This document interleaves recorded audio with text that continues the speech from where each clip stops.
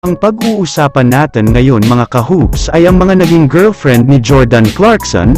Talaga namang kakaiba tong si Jordan Clarkson, magaling na sa basketball, magaling din mambabae, atin pag-uusapan yan pagtapos lamang neto.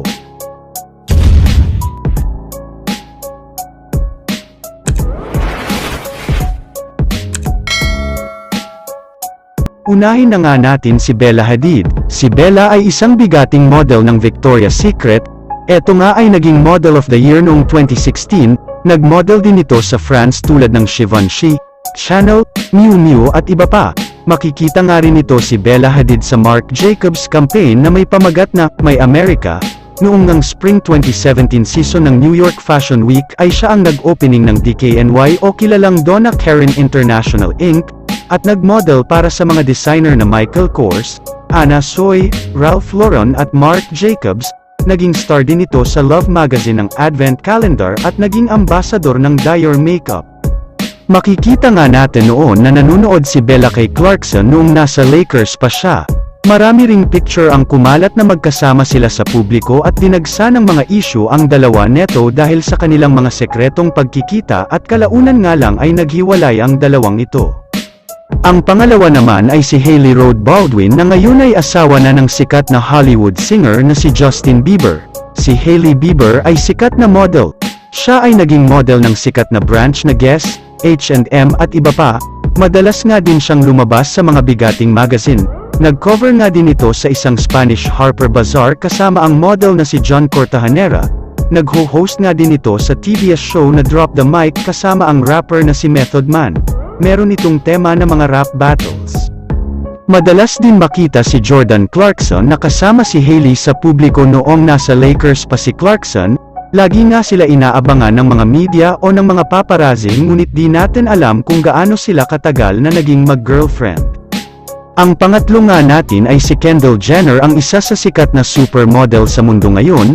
Siya din ang pang number 12 sa most followed sa Instagram account. Si Kendall Jenner din ay madalas makasali sa mga sikat na fashion show tulad ng Victoria's Secret. Naging model din siya sa mga bigating brands tulad ng Marc Jacobs, Chanel, H&M at sobrang dami pang mga brand. Madalas makitang magkasama noon sila Kendall at Clarkson, kaya kumalat agad ang balitang nagdi-date daw ang dalawang ito. Hindi man nila inamin pero di natin maipagkakaila na totoo dahil sa dami ng mga pictures na kumalat noon. Pang-apat naman natin ay si Chanel Iman, isa nga din itong model na kilala sa Victoria's Secret Angel at hinirang ding top 30 model ng 20s. Nag-model nga ito para sa advertising campaign ng mga sikat na designer tulad ng Dolce & Gabbana, DKNY, Barney's New York, J. Crew at marami pang iba. Nag-guest judge nga din ito para sa 2-hour season premiere ng American Next Top Model, Cycle 13. Naging public nga ang relasyon nila ni Jordan Clarkson, ngunit di din sila nagtagal at ngayon ay si Chanel Iman ay kasal na sa ibang lalaki at may dalawa ng anak. Ang panglima naman ay si Bella Thorne, na isang sikat na Disney actress at singer. Sumikat nga ito sa palabas na Dirty Sexy Money. Ito nga ang una niyang pag-acting sa palabas. Dito din nag-boom ang kanyang career. Hindi nga lang sa pag-acting mahusay si Bella, naglabas nga din ito ng kanta na Watch Me, na naging pang-9 sa US Top Hit Seeker chart.